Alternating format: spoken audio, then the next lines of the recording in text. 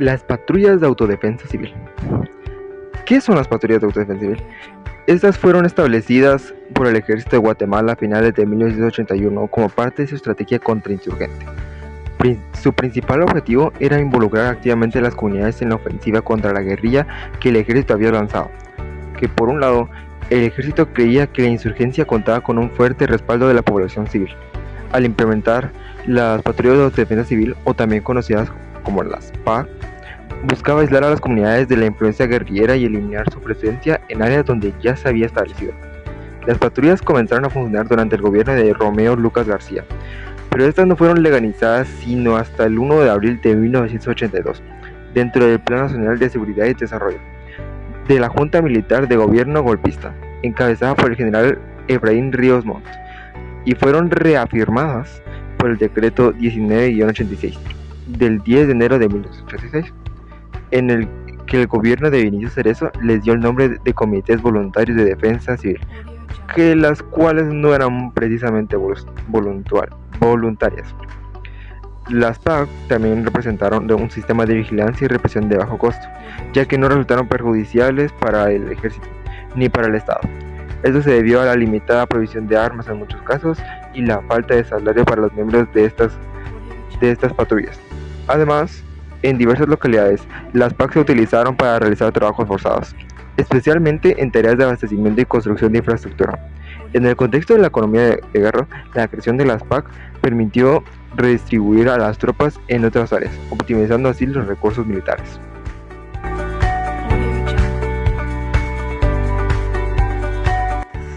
Aunque el involucramiento de la población civil ofrecía beneficios claros para el ejército, también presentaba ciertos desafíos. Uno de ellos era la tendencia de algunas personas a no colaborar, y otro era el riesgo de armar a una población sobre la que se tenía aún un control social y psicológico limitado. Estos factores fueron cuidadosamente considerados en la planificación de la estrategia militar. Se presionaba a la gente a incorporarse a las PAC por medio de la fuerza y la violencia, las acusaciones y las amenazas de muerte que incluían hasta los familiares. Las amenazas fueron el mecanismo más importante para involucrar a los hombres de la comunidad y, a través de ello, establecer un sistema de control de las familias. El control de la vida cotidiana llevó a que fuera muy difícil que la gente se resistiera a participar. Para que el sistema de autodefensa funcionara adecuadamente, se identificaron varias características esenciales. Debía de ser deseado por la comunidad y no impuesto. Era importante lograr éxitos iniciales para fomentar la cohesión y elevar la moral de combate. Y debía basarse en un conocimiento profundo de los habitantes, sus problemas y dificultades, seleccionando a los líderes más adecuados y comprometidos. ¿Quiénes la integran? En muchos lugares la organización de estas patrullas fue encargada a los comisionados militares.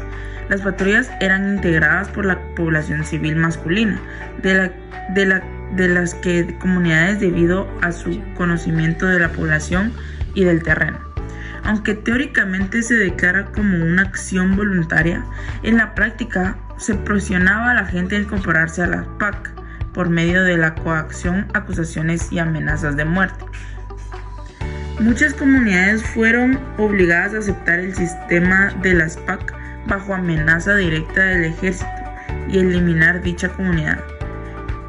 En cuanto a la estructura de las PAC, tuvieron que adoptar una estructura jerárquica de modelo militar que se componía por un jefe de patrulla que podía ser elegido por la comunidad, pero que por lo general eran nombrados por el ejército, y pelotones de patrulleros de acuerdo con las condiciones del lugar y cantidad de miembros reclutados. No hay datos oficiales del número de hombres que integraban las PAC, pero hacia los años de 1982 o 1983 se llegaron a ocupar a unos 900,000 campesinos comprendidos entre los 15 y 60 años de edad, quienes representaban cerca del 80% de la población masculina de las zonas rurales. Pero durante el gobierno de Vinicio Cerezo, entre los años de 1986 y en 1990 los miembros de las FARC disminuyeron a 500.000 y eran unos 375.000 para el momento de su disolución en 1995.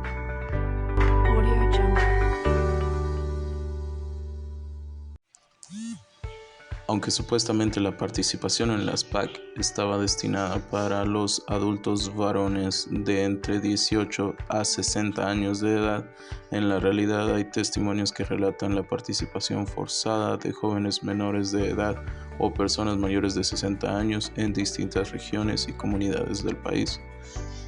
¿Por qué surgieron las FARC?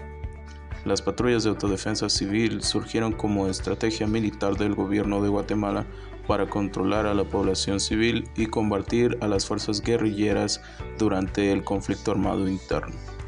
El gobierno guatemalteco necesitaba, como parte de su política contrainsurgente, destruir la guerrilla y su infraestructura, lo que los llevó a la práctica de asesinatos colectivos para eliminar a los supuestos colaboradores y posteriormente aniquilar globalmente a las comunidades consideradas como su base social, especialmente entre los años de 1980 y 1983.